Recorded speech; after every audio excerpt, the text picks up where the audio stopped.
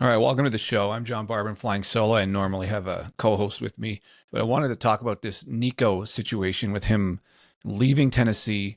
But the way it went down is kind of distasteful, and I think it's setting a bad precedent, or we're at an inflection point in college football where I think in a few years we're going to look back at this specific move that he's making right now and the timing of this move and the demands he's making. And I think a lot of coaches are going to look at how Tennessee handled this. And I think this is a big deal right now in college football. So I'm sure everyone that's a college football fan knows what's going on here. I'm not going to get into too many details because you probably heard this ad nauseum. But basically, it sounds like he's a no-show at spring practice or right before the spring game.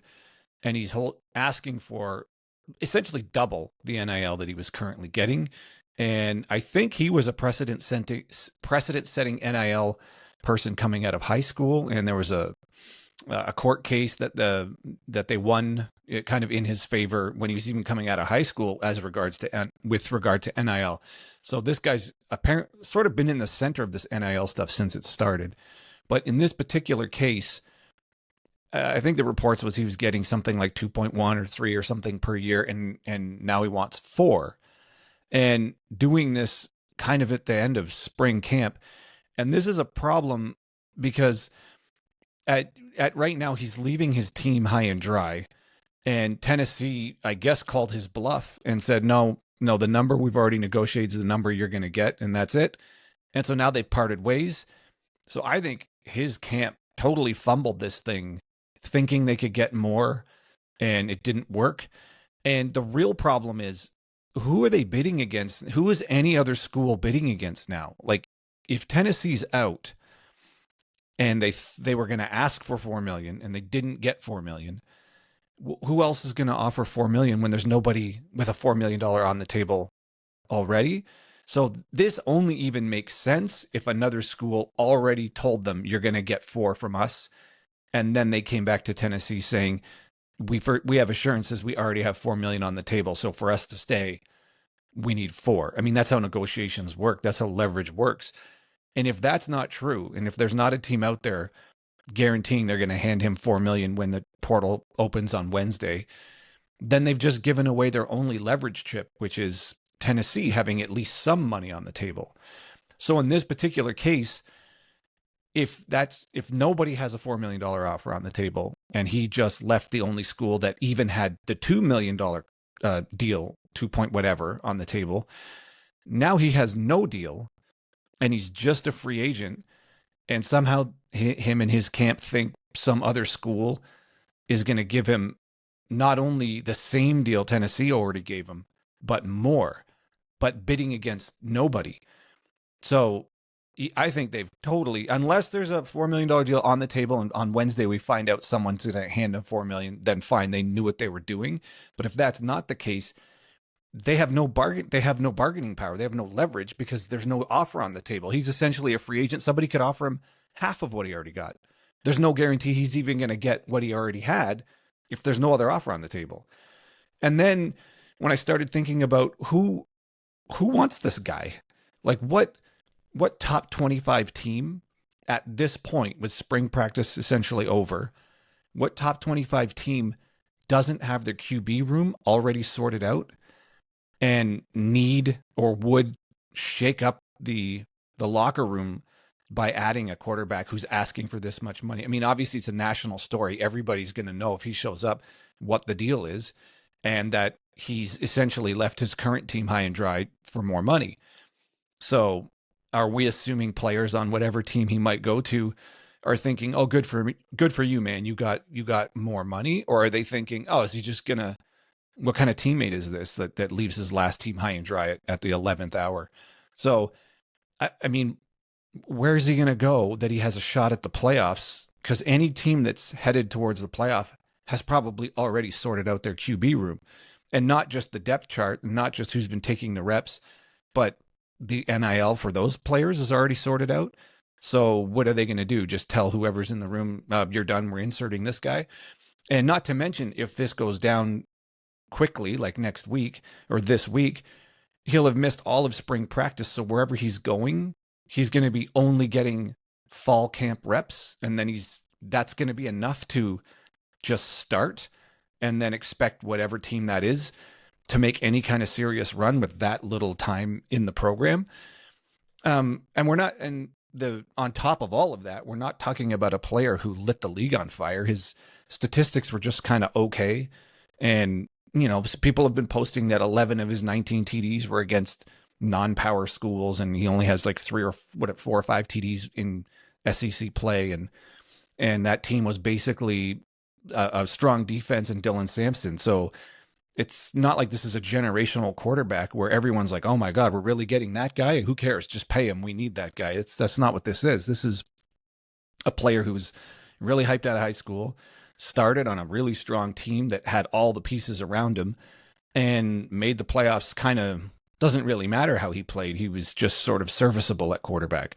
So, and that's the person that's demanding essentially the most money in the country to walk into some other locker room, which just makes me the question that I can't hear an answer for is, who the hell wants this guy in their locker room? Like, what coach would bring this degree of a mercenary in at the 11th hour like this and expect his team to embrace him, given the way he left his last team high and dry? So I don't know, maybe there's a fraternity of college players that I'm not understanding that are all in on, they're happy for every player to make as much money as possible. But to me, it just smacks of not seeing the forest for the trees here at all, and not realizing, yeah, like Tennessee's probably thinking good riddance to you, but I bet you most other teams are also thinking, and we don't want you either. So my guess is he's not going to be on any kind of team that has a chance at the playoffs at all. And I don't even think he's going to get the money he's asking for. And he might not even get what he already had at Tennessee. That's the part that I don't understand at all. So the only way this makes sense, like I said, is if he already has a $4 million deal on the table and Tennessee had to match. But I mean, and that's, who knows, that could be the case. And there's 0 reports. No one knows that. But if that's not the case, he has no leverage now. And now he's just hoping someone else will give him not only what he already had, but this absurdly high number.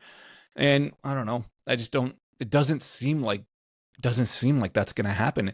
And people are speculating that, he wants to go to somewhere. He's back to California, maybe UCLA or USC, but I don't think USC is going to take him because it seems like they have their room sorted out. And then the speculation is UCLA will take him, but his brother just left UCLA high and dry in the 11th hour to flip to Arkansas. So why would they, after that kind of, I don't know, slap in the face from his brother, they're going to take him? So I don't know. I just don't see how, the way this has been handled so far, that any team would be all that excited about having him show up. And again, it's not like he's it's not like he just won the Heisman and people can think to themselves, oh, I mean, he's worth the money. He is that good, and fine, we'll rent a player for a year. But essentially that's what we're talking about, is renting a player. And I mean, you better be damn good if that's the case. I mean, think about where college has gotten to. These guys, this particular person is already making more money per year than Brock Purdy, who's been to the NFC Championship game and the Super Bowl. And now he's demanding even more money. And given how he's performed, he may not even get to the NFL, yet he's making more money than somebody who's just been to the Super Bowl.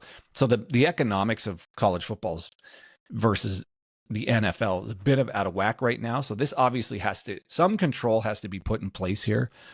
And I think the bigger problem here is these kids are learning the wrong lesson. They're learning that they can have their cake and eat it too, and just stop contributing, or stop living up to their contract whenever it feels like they want more or don't like the current situation. There's no other part of life where you can just bail at any time or threaten to bail and ask for more. Like, if there's 2 transfer portal windows a year now. So basically, if Tennessee actually gave him what he wanted, it would have set a precedent for every other player in the country to do the exact same thing. Every other player who thinks they're at his caliber already has some amount of money to do the exact same thing and threaten to walk.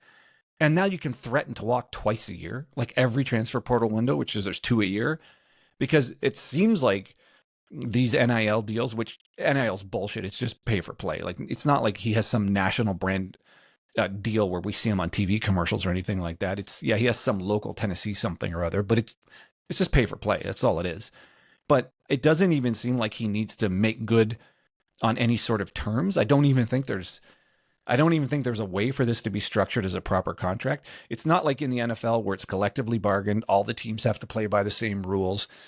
I mean, if you don't want to play, then fine, you're just going to sit, but you don't just get to walk out the door or threaten to walk out the door and keep asking for more money. So there's consequences if you don't fulfill a contract, but here it doesn't seem like there's any consequences at all. But maybe in this case, the way they're handling it, this is going to be, they've maybe fumbled this so badly that he's going to end up on some sort of mid-level team and actually make even less money.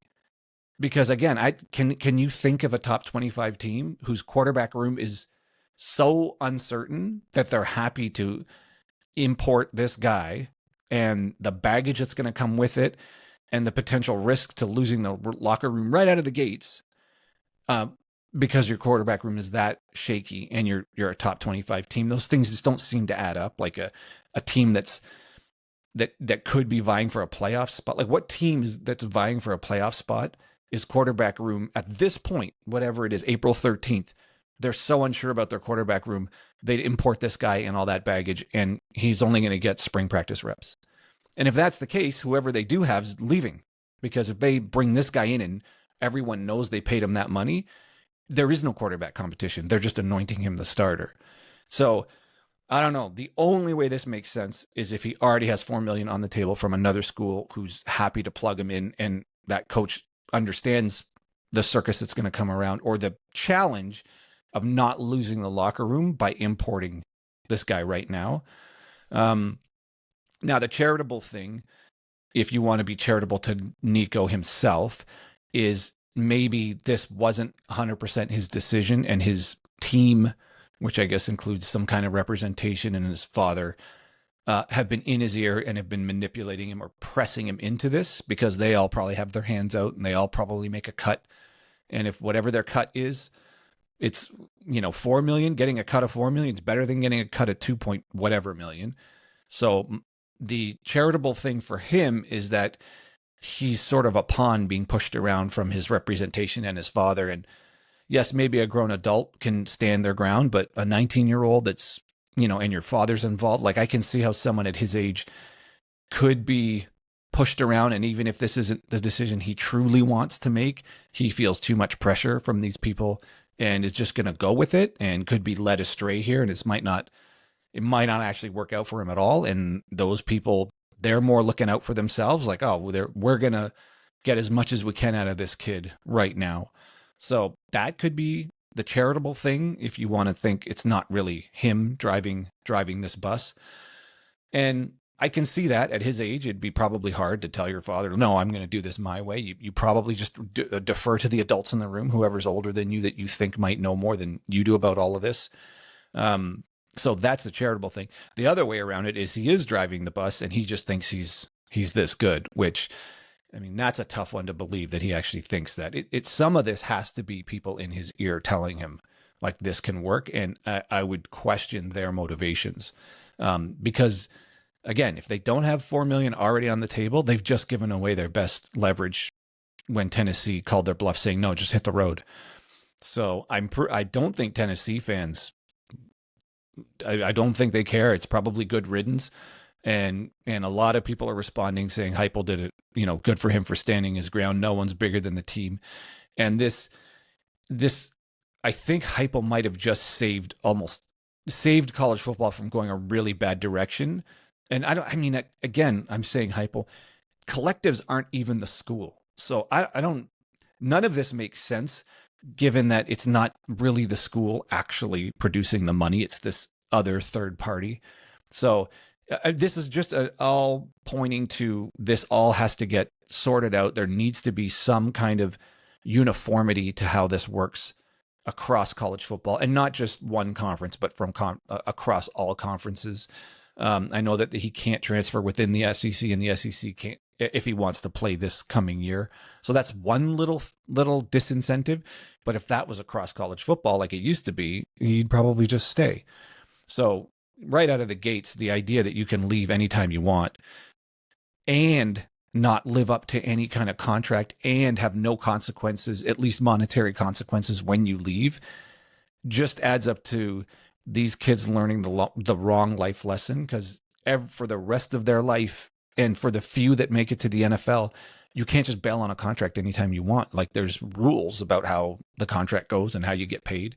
Like I said, Brock Purdy's been to the Super Bowl, and this kid's getting more money than Purdy is. So they're going to be in for a rude awakening. At least these last few years of players who have been in this have your cake and eat it too moment in college. Perhaps in the next few years, they get a handle on this, and there's rules where you have to follow through on your half of the deal. Otherwise, you don't get the money, and you can't just threaten to leave anytime you want. But for these few years of players who are just having their cake and eating it too, they're going to be slapped in the face with reality when they go on to do whatever else they do in life and find out, oh, you can't just, when you don't get your way, stomp your feet and say, I'm leaving if you don't give me more money. Like, that's never going to happen again in the rest of their life. And I mean, I don't know. It's a bad precedent that we're at. This takes a little bit of the shine off of college football, which is my favorite sport, which kind of sucks. So I hope this gets sorted out across all of college football, and we don't start an avalanche of players that are just acting like total mercenaries and twice a year threatening to leave their school for more money. So I don't know. I'm sure there's lots more to say about it. And on Wednesday, we'll find out if it happens that quickly. But I guess in the next week or so, we'll find out who wants to bring this guy in and take a risk on bringing in what might turn into a volatile situation if the locker room of the new team isn't fully embracing the idea that we've just imported a mercenary for 1 year and he's going to lead us where, like, and they're that would require the team to be that not confident in the QB room they have, which again, I don't see how any top 25 team is in that bad of a position that at this point they'll essentially disrupt the entire apple cart to import this guy.